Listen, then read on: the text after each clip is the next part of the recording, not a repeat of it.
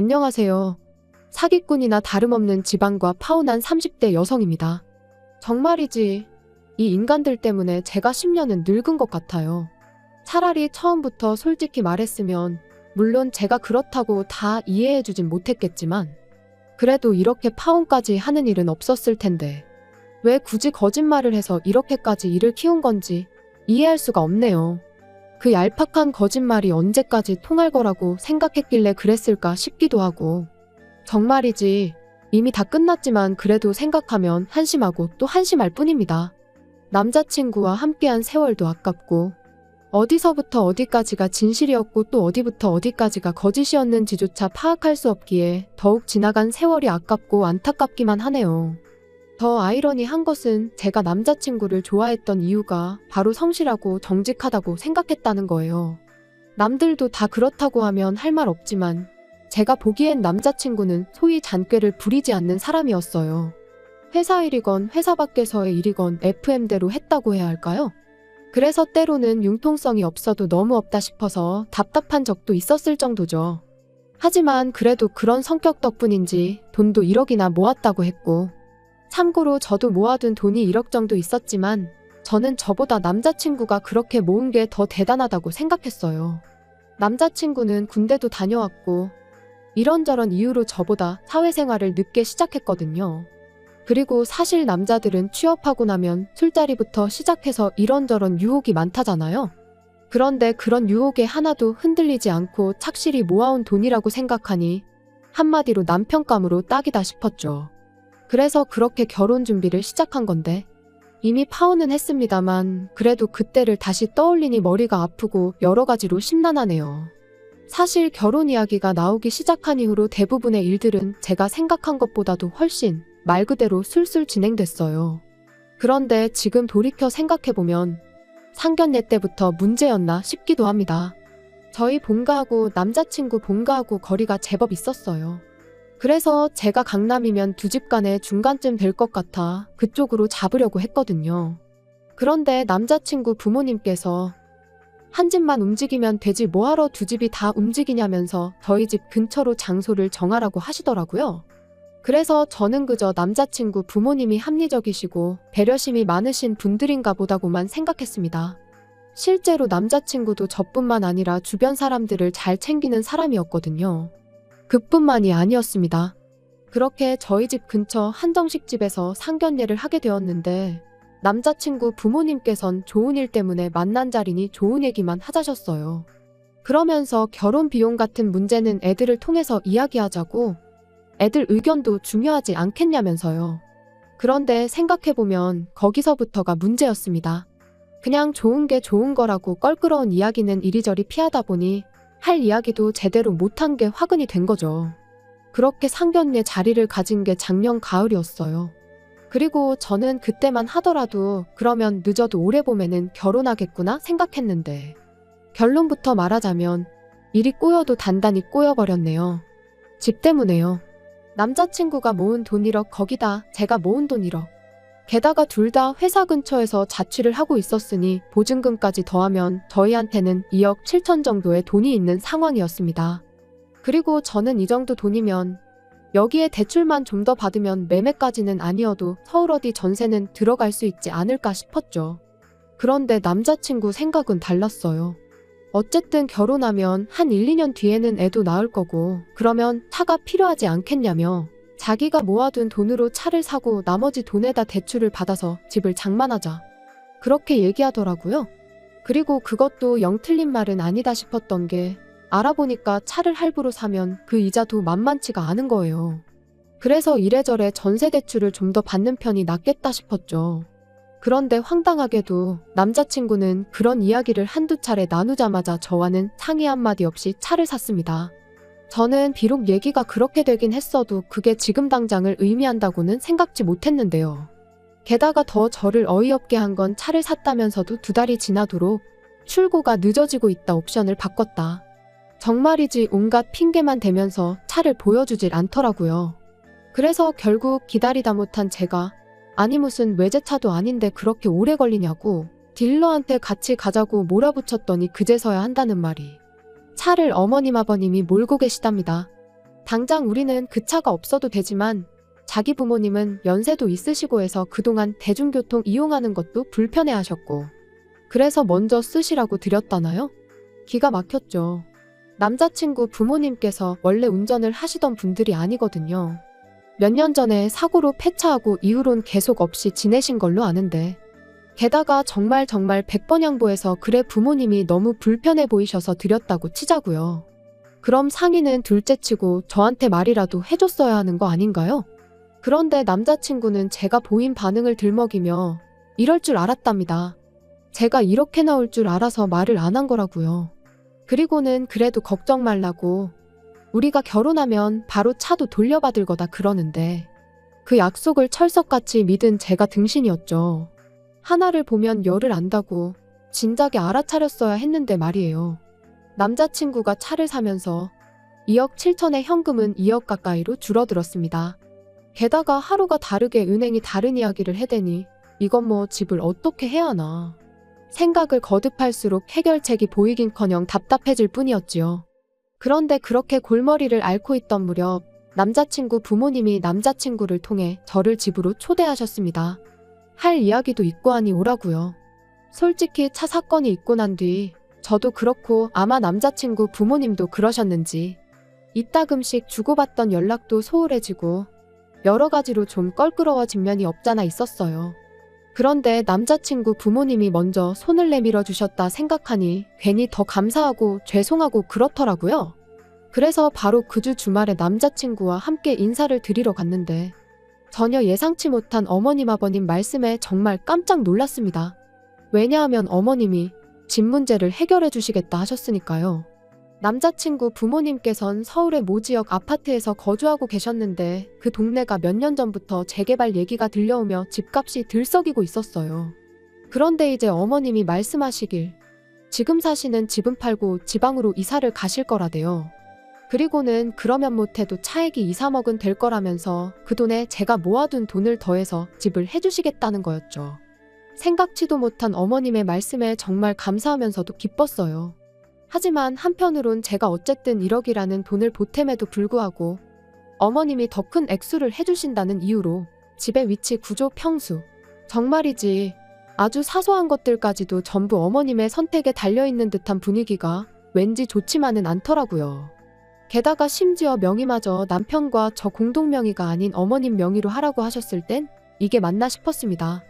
남편 돈에 어머님 돈까지 더하면 제가 보태는 액수보다 훨씬 크니 당연한 거 아니냐는데 솔직히 납득하기가 쉽지 않았죠.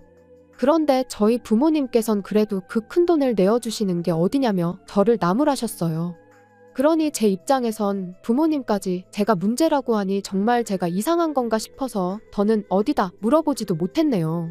아무튼 얼마 후 남자친구가 말하길 어머님 아버님이 사시던 집은 팔렸고 그래서 그 돈에 일부러 지방에 아파트 한 채를 사들이셨다나요.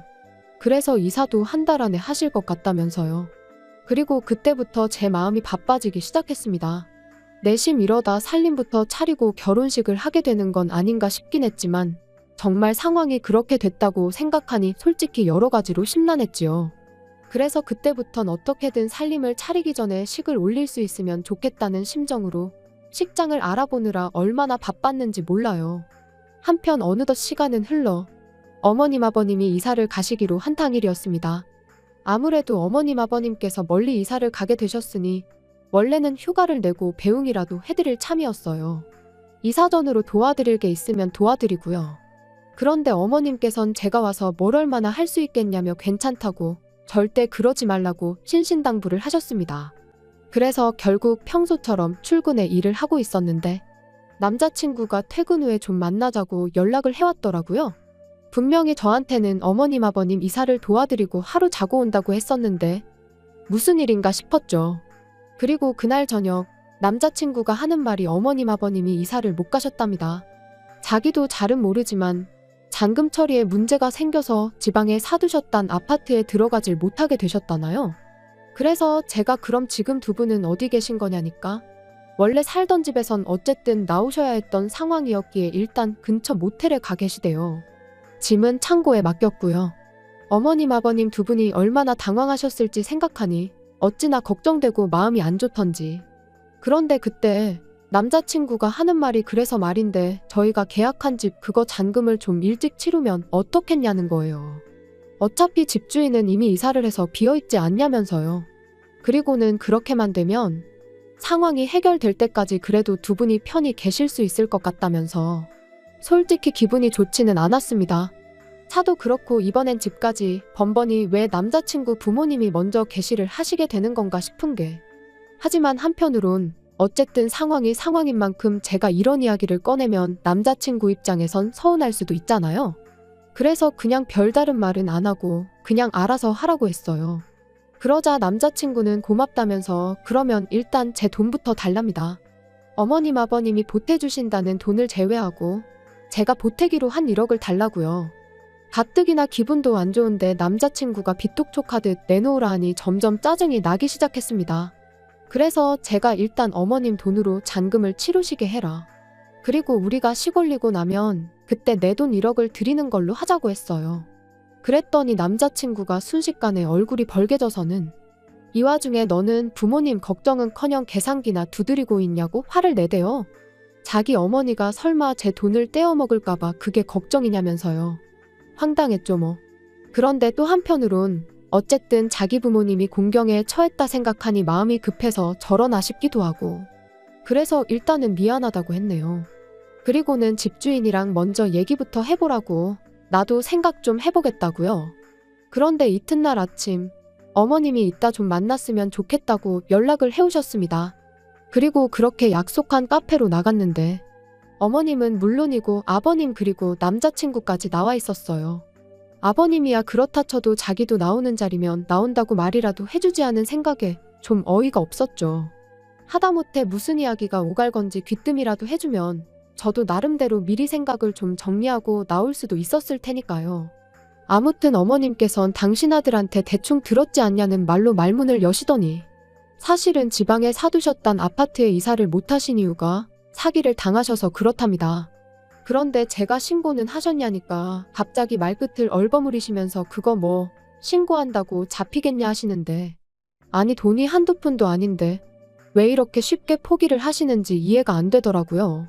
게다가 어머님께선 저더러 그런 것까지 제가 신경 쓸 필요는 없다 하시더니 일단 돈이나 당신한테 보내라셨습니다. 그러면 이제 잔금 치르고 당신들이 먼저 들어가 있으시겠다며 대신 뭐 혼수 같은 건 아무것도 해오지 말래요. 창고에 맡겨놓은 당신이 쓰던 가전제품으로 일단 안에 채우고 필요한 가구만 몇 개 사면 된다면서요. 그래서 제가 그게 무슨 말씀이시냐, 언제까지 계실 생각이시길래 그렇게 말씀을 하시냐 했더니 일이 해결될 때까진 있어야 하지 않겠냐는데 신고도 안 하시고 사기친 놈 잡을 생각도 없으신 것처럼 행동하시면서 그런 말씀을 하시니 뭔가 쎄한 게 느낌이 좋질 않았죠. 그래서 그럴 게 아니라 그럼 먼저 어머님 아버님 일부터 해결하자고 했어요. 그게 해결이 되는 대로 저희도 다시 결혼 준비를 하겠다고요. 그랬더니 이번엔 남자친구가 완전히 당황한 얼굴로 그게 무슨 소리냐입니다. 그건 그거고 이건 이거라며 그냥 원래 계획했던 대로 저는 돈 어머님께 보내드리고 일단 상황이 어느 정도 해결될 때까지는 한 집에서 같이 지내면 되는 간단한 문제라면서요. 결국 저는 할까 말까 고민하던 그 말을 입 밖으로 꺼냈습니다. 해결 안 되면 그럼 뭐 언제까지 같이 사는 거냐고요. 그러자 어머님께서 너는 내가 불편하니 난 네가 딸 같아서 하나도 안 불편한데 하고는 웃으시는데 이건 뭐 황당함을 넘어서 소름이 다 끼치더라니까요. 아무튼 결국 제가 생각을 좀 더 해봐야겠다 하며 일단 자리에서 먼저 일어났습니다. 그랬더니 남자친구가 불이 나게 쫓아나와서는 도대체 갑자기 이러는 이유가 뭐냐는 거예요. 그리고는 어머님 아버님하고 같이 살면 솔직히 우리가 손해볼 일은 없지 않냐는데 역시나 한패였던 거지요. 남자친구는 솔직히 그렇게 큰 돈을 보태주시는데 자기가 중간에서 누구 한쪽 편을 들고 그럴 수는 없다더니 까놓고 말해서 같이 살면 살림도 해주실 거고 나중에 아이 낳으면 아이도 봐주실 게 분명하다고. 그러니 따지고 보면 우리한테 훨씬 이득이라나요? 그래서 설마 싶어 한번 떠볼 생각이 하긴 그렇다면서 살짝 동의하는 듯 대답을 했더니 멍청한 인간이 완전히 걸려들어서는 역시 저라면 이해할 줄 알았답니다. 그래서 사실 자기가 자기 부모님한테 처음부터 그냥 사실대로 이야기하자고 했었는데 두 분이 하도 반대를 하셔서 어쩔 수 없이 연기를 좀 할 수밖에 없었다나요? 그리고는 이제 좀 살 것 같네 하는데 아주 부모고 자식이고 한통속으로 똘똘 뭉쳐나나 속여먹을 궁리만 했구나 생각하니 괘씸해서 견딜 수가 없었죠. 남자친구 면상에다 대고 진짜 소름 끼친다고 한마디 하고는 다시 카페로 들어갔습니다. 그랬더니 다행히 아직 어머님 아버님이 자리에 계시더라고요. 그래서 나이 드실 만큼 드셔놓고 그렇게 살지 마시라고 한마디 하곤 아드님하곤 헤어졌으니 그런 줄 아시라 했어요. 그리고 뭐 뒤도 안 돌아보고 도망치듯 카페를 빠져나와 곧장 택시 잡아 집에 왔는데 집에 오는 내내 정말 핸드폰에 불이라도 나는 줄 알았네요. 남자친구는 물론이고 어머님까지 아주 번갈아가면서 얼마나 전화와 문자를 해대던지 결국 두 사람 다 차단하고 이튿날 아침이 밝자마자 스드메며 이것저것 전부 다 취소해버렸어요. 계산해보니까 대충 한 200만 원 정도는 물게 된 것 같던데 인생을 배우는데 들어간 수업료다 생각하기로 했습니다. 이게 만약 결혼하고 나서였으면 영이 하나는 더 붙었을지도 모르는데 그에 비하면 싸게 배운 셈 치려고요. 정말 세상에 공짜는 없다는 걸 이런 식으로 배우게 될 줄은 몰랐는데 아무튼 정신 단단히 차리고 살겠습니다.